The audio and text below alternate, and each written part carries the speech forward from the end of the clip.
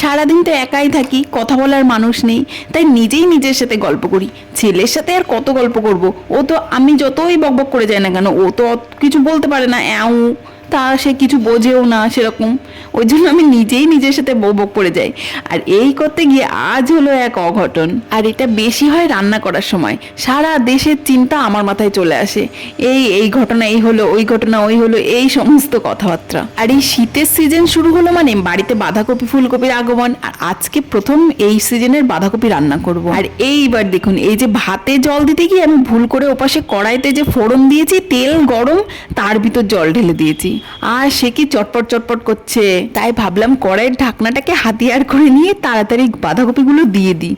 আগে আমি বাঁধাকপি যখন রান্না করতাম তখন সেদ্ধ করেই রান্না করতাম, কিন্তু এখন কাঁচাই রান্না করি, সেটাও দেখি বেশ ভালো লাগে। আর এর থেকে না কিছুটা বাঁচিয়ে রেখেছি, যেটা পরে বড়া করে খাবো। রান্নাটা বসিয়ে দিলাম, এবার এই জায়গাটা পরিষ্কার করে কাচরা ফেলতে যেতে হবে। আসলে উপরে থাকি তো এইটা একটা ঝামেলা, সেই নিচে গিয়ে দূরে গিয়ে কাচরা ফেলে আসতে হয়, এইটা একটা ভীষণ ঝামেলা। কারণ মানিক ঘুমায় তো, তার মধ্যে আমাকে এই কাজটা করে আসতে হয়। তার জন্য হয় কি, কখনো ডেলি যেতে পারি, আবার কখনো ডেলি যাওয়াও হয় না, দুদিনেরটা জমেও যায়।